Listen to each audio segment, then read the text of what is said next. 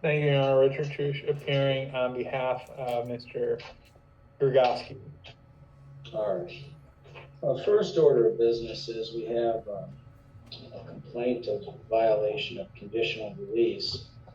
And Mr. Trush, does your client wish to admit that he violated bond, or does he wish to have a hearing to contest that? Your Honor, we would be requesting a hearing to contest that. I was provided with a report from the incident this morning. And to be frank, there may be a Fourth Amendment issue here. In my opinion, obviously, I don't have all the information on it, but it seems to me there may be a Fourth Amendment issue. So we would request a hearing. Mr. Thompson is already retained on this matter, so there won't be an appointment. We would like to address bond to the court.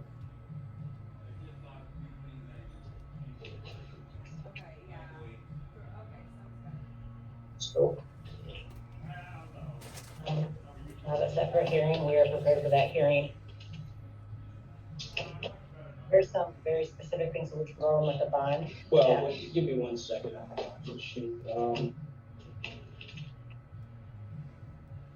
The hearing itself on whether or not he violated is probably not going to require a lot of evidence given the nature of the allegation. How long do you think you need, Mr. Trush, to brief the issue relative to the Fourth Amendment? I guess I would defer. I know Mr. Thompson is there in the courtroom. I heard him speak earlier. Again, he's retained on the case, so I expect he probably has a better idea of that than I do. Well, that's fine. He is here. What Sure. kind of time do you think you need on that? Thank you, Your Honor. Jason Thompson on behalf of the defendant. I think we can be ready in 7 days, Your Honor. All right.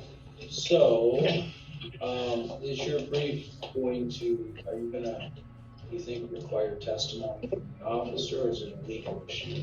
I think it's primarily a legal issue, Your Honor. So if I find it honorable to address the motion and conceivably address the evidentiary aspect, if there's reason to move forward, that enough time? Yes. You agree, Ms. Scott? Yes. All right.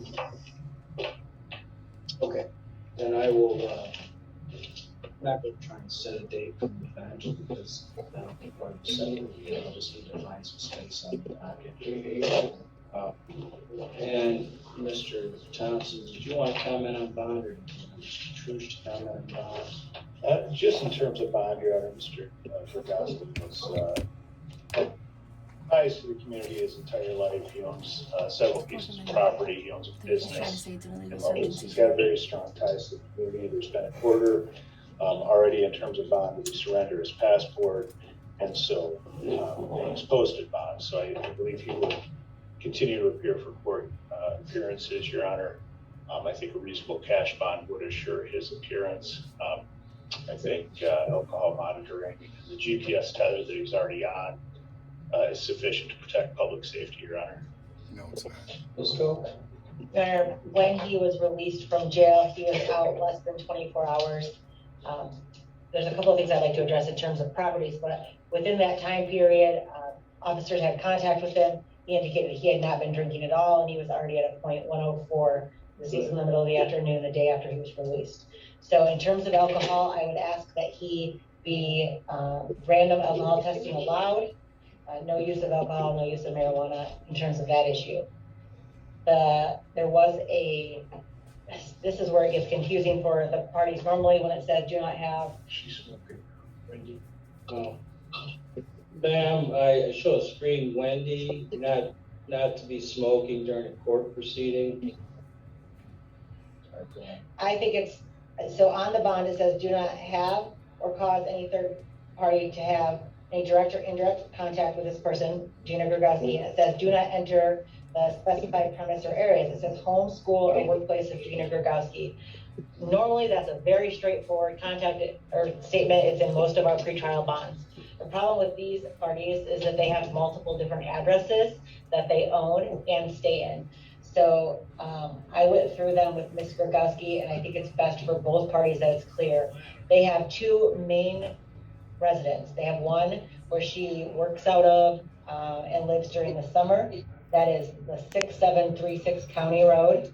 We would ask that there be no entry into that address, that there be no third party allowed to enter that address, because there were people sent to that address to remove items, and that there be no cameras in that address. There's a second address that is a primary residence in Key West, Florida.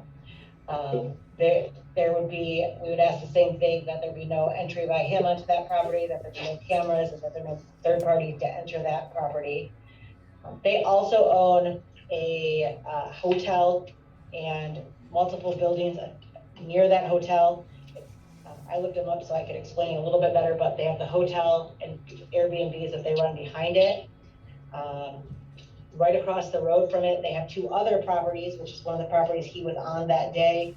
And those are 6437 East County Road, 6457 East County Road. I'm sorry, when you say on that day, the day of the alleged violation? Correct. Okay. Those are homes that they own, that she goes to frequently. But I think if we have the pretrial release order set in a fashion that everybody understands, that he not enter the main two houses, that would give him the availability to live in one of those houses. Although I don't love that idea because it's within a mile of their main house.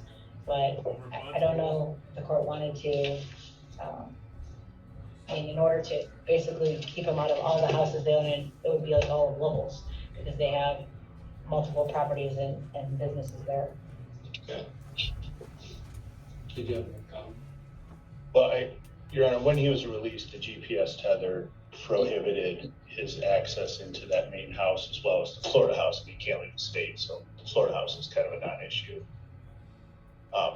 But if they do have multiple houses, and if Ms. Rogowski has identified 6736 as the one that she's going to be at, it's appropriate to not allow contact there, and I don't have the objection to listing the address. I did ask for $1 million bond at the original, the original hearing. I can go into that if the court wants, but the allegations are very serious and over a several week period. And I thought that was an appropriate bond. I continue to think it's an appropriate bond. I understand that Judge Hunter disagreed with me, but. Well, I don't have, obviously I was not here for that hearing, and I don't have the background on this, so if you would, Ms. Coca, accept your offer to inform the court. Yep, we don't have the final report, so I'm going off a very, very basic interim. It started at the beginning of June. These parties have been married for 6 years. The victim indicated that there were multiple instances, and just tried to describe them separately, but one of them involved him grabbing her by the head and dragging her through the breezeway to the back room, grabbed her by the jaw and squeezed and said, "Nobody will believe you, you're crazy," and then used a razor blade or a white square box blade, and did a 6 to 8 inch laceration on her arm. She was bleeding all over herself on the bed and the floor. He then used a rope sash and tied her arms behind her back, holding her face down in the bed and holding her down there while she bled. He used his rope sash to do that. During this incident, he ripped off her shirt and told her multiple times he was going to kill her and make everybody believe that she killed herself. Hid her phones and she could not locate them. She ended up running out of the house naked. She indicated that she had some evidence on her phone. Mr. Rogowski told police officers where those phones were, but they've never been located. There's been information provided to police that he asked people to go to the home and hide her phones after he was arrested originally. There was another instance in the June 20th where she indicated that she woke up in the morning and that they got into an argument. He threw her to the ground. She hit her tailbone. She ended up urinating herself. He picked her up and threw her onto the recliner. He put his hands on her mouth and shook her head back and forth. She tried to bite down. He started bleeding. He grabbed her brown bag, which had her 2 Apple iPhones, and threw it across the room towards the garbage can. Some of those are the ones that have the evidence on that she believed. He began rubbing her back and trying to apologize. She didn't want to engage in sex with him, and was adamant she did not want to have sex with him after all this. He forced her to have sex. There was another domestic violence. all of these were while he was drinking. They drove around while he continued to drink. They got into another altercation.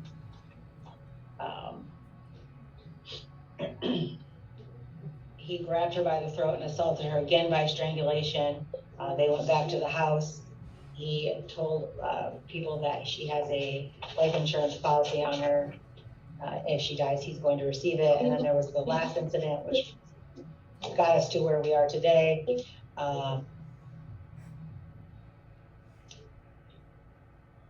It is alleged that he forced pills down her throat. She ended up in the hospital. She was in the hospital for approximately 36, or she was unconscious for approximately 36 hours. She woke up in the hospital. She told the staff that she thought that her husband was trying to kill her. They called law enforcement, and this investigation ensued. We are obviously waiting for quite a bit of information from them. He showed up at the hospital while law enforcement was there, and they asked for his phone. He would not turn over his phone. Ultimately, he was arrested for resisting and obstructing while they conducted this investigation. We did the charges because I believe there are a series of events over that month. There's obviously more than I'm telling the court because it's a lot of different events that were pretty severe. But it's definitely a situation where Ms. Grigowski feels that she is in danger. If he is released, she feels that he will come after her. She is scared for her life. Thank you. All right, Mr. Thompson, did you wish to comment any further in light of the court getting that prosecutor's view of the history? Not as to the allegations, Your Honor. No, I did want to make an additional point as to the bond conditions. The prosecutor brought up cameras at the house that Mr. Grigowski is going to be prohibited from entering. There's evidence in the police report that there's some sort of security cameras there. I would like the court to be clear about what it is prohibiting or not allowing. And Mr. Grigowski is not going to have access to the house under any circumstances. So when the prosecutor says no cameras, if there's already cameras there, I would like the order to specifically say what he's not allowed to do. All right. So the court notes the following with regard to the issue of bond here. First, as to the question of forfeiture, I'm going to preserve that issue and preserve it just because there's a contest here as to whether or not he was in violation of his bond. And I understand Mr. Thompson may be raising some constitutional issues and we'll certainly consider those. So I'm going to just hold that in abeyance and preserve that issue, and then consider determination of the bond violations, determine when we can talk about whether or not it's appropriate to forfeit it or reinstate it or do something else. Mr. Grigowski is charged with a 8-count complaint. All 8 counts are felonies, and 3 of those counts are felonies that if he were convicted of them would have a maximum potential incarceration up to life in prison. In my stead, Judge Hunter issued a bond in this case and heard arguments of counsel, and I'm not here to second guess that bond. Bond is not meant to be a punishment to somebody who is alleged as a defendant in a criminal case. It's meant to compel a couple of things. One is appearance at court hearings and safety for the public, and also conceivably the alleged victim. The difficulty here is that there is an allegation of violation of the bond, notably do not use or possess alcohol, and a complaint filed, frankly, within a day of issuance of the bond that he signed, with an officer attesting that he had a blood alcohol level on a PPT of 0.104%. So the reason this is difficult is because there's a couple of things that stand. I don't know what the the Fourth Amendment argument's going to be, but I would say generally speaking that claims of alcohol content or blood alcohol content results, generally those are fairly straightforward. They are typically speaking difficult for a defendant to overcome. They're not impossible. There are occasions where they haven't overcome. But I would say if we're talking statistically, generally speaking, prosecutor often wins the day on whether or not somebody is consuming. If it were consuming, it's a direct violation of a clear condition of bond within a day of being released on 3 capital offenses. That's concerning for the court because the bond order is issued for the protection of various stakeholders, and his if shown apparent willingness to violate the order is concerning. The second thing I would note is the geography here. Levels is within Crawford County, but it's 20 minutes away from law enforcement, unless law enforcement happens to be on patrol up in that area. So the reason I know that is to the extent that Mr. Grogowski had bond and was violating it in another fashion in terms of contact, and that's a need to call law enforcement on a bad day, it would be 20 minutes before law enforcement could get there. Which is problematic for society, public, and the alleged victim. So I'm not going to give him any bond right now. Bond pending hearing on the bond violation. And I do that because the court's view is that he represents a risk at this juncture to the public.